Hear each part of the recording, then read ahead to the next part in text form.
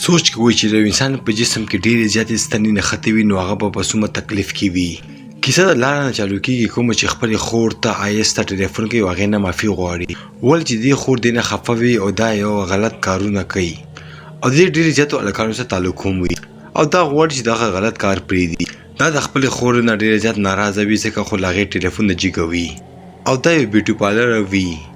لارس یو ځای ته ځي کوم چې دا یو کس سره ملاقات کوي او دغه سړي ښځو او بچي هم وي خو دا بیا هم لارس سره تعلق ساتي.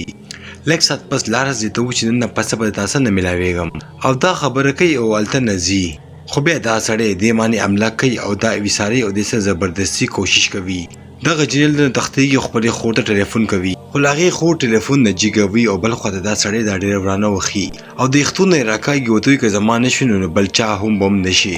دغه خبره وکړي او دا د برچنې لاندې لړکي په کومه چې لارس په جسم کې ډېر زیات هډوکي ماتېږي. لارس اسپتال ته راشي او ډاکټر سره د دې خور ملاقات کوي او د دې دماغ یوه حصه مړه ده او ورته چې صرف خدای یې دا بچ کولی شي. ډاکټر د دې خور ته مختلف اکسرې ښیي کوم کې چې د دې په جسم کې ډېر زیات ستنې وي په کومه چې ټولو خلک ډېر زیات حیرانه وي او دا ډاکټر هم ډېر زیات پریشانه شي. د لارس خبره ډېره زیاته خوره شوې وي او د دې اټیکسي والا ملګری راځي د دې خور ته وایي چې دا موږ خپل کلي ته وړو او یو دمګري ته بوځو هغه به بې دم درود واشي او دغه پیرین به ترې وشړي. آیا داسې کار نه منع کوي او ورته وایي چې بس ورځو کې دا ټیک شي خو لارس دلته کې مړه شي خو اچانک د دې جسم خوځېږي او دا پاڅېږي او په خپل بیټ کې کښېني یعنې دا یو ځل بیا ژوندی شوه خو دلته کې بل مریض وګوري چې دلته کې څوک ولاړ دی خو آیا ته څه هم نه ښکارېږي. دوی په ګاډي کې کښېني او خپل کلي ته لاړ شي. آیا لاړه شي یو سړي نه تپوس وکړي چې دلته کې کوم ځای کې یو ملا دی چې زما په خور باندې دم واچوي او هغه ټیک کړي. په کلي کې دا خبره هم ډېره خوره شوې وي. دا بیا خپل موبایل کې یو زړه ویډیو ګوري کوم کې چې دی او خور یو بل سره مسخرې کوي او خاندي خوشحالېږي. د دوی په کلي کې دغه وړې ستنې انسانان په خپلو جسمونو کې ورننه کوي چې کوم سره دوی ښایسته ښکارېږي او د دوی زندګي ډېره زیاته شي. کمې ستنې چې سونې او د قیمتي داګونه جوړ شوي وي.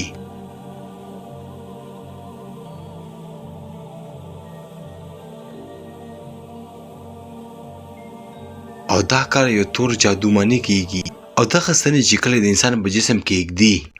دې سره پیرین او بلاګان هم په انسان باندې اټیک کولی شي.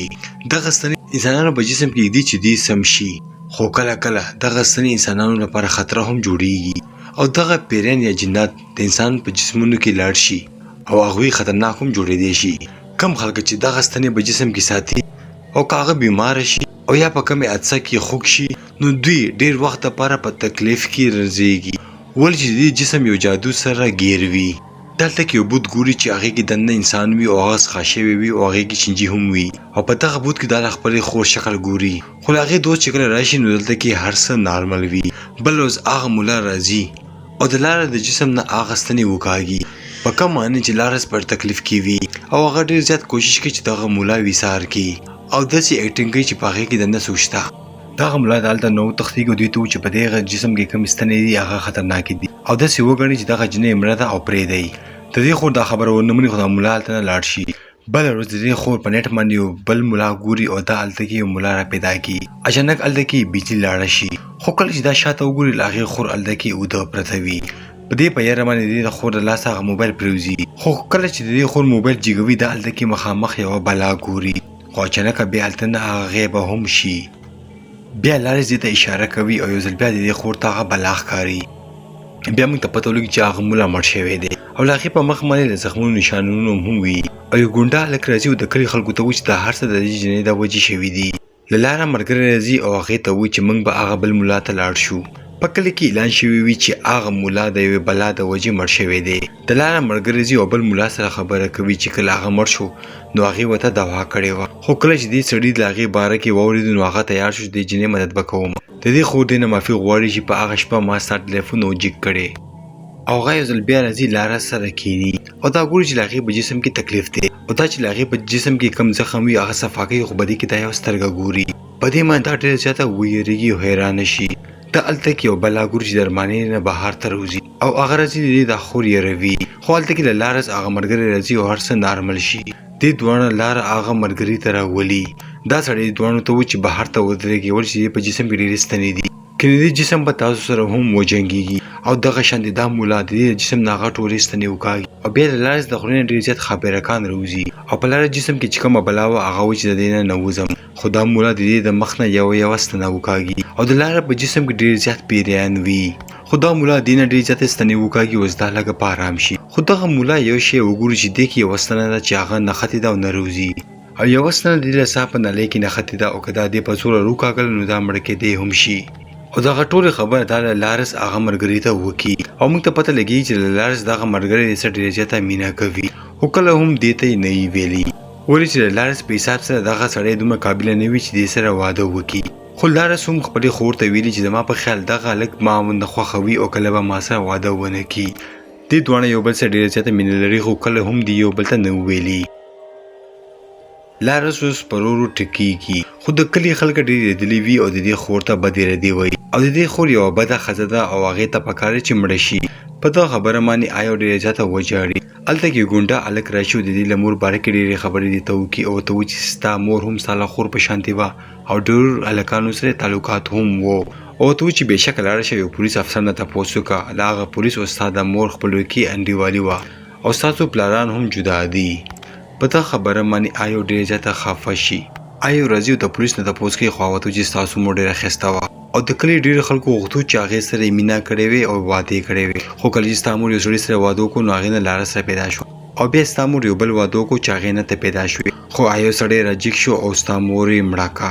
په کوم چې د کلی خلک ډیر زیات غوسه شو او هغه دا سړی مړ کو ستامور هم بچو او په کټ منې پریوتا او هغه جسم هم د لار په شانتي پروت د دې مور هم هغه ستنې چولې وي او دغه مولا هم د دې لپاره راوسته وو خو هغه مولا د ټولې ستنې رونه کاغلی او د کلی خلک راغون شو د دې مور خاخا کا چې د مور نه هغه بوت په قبر کې وزي د لارس جسم یو ځل بیا وچېدو او خرابېدو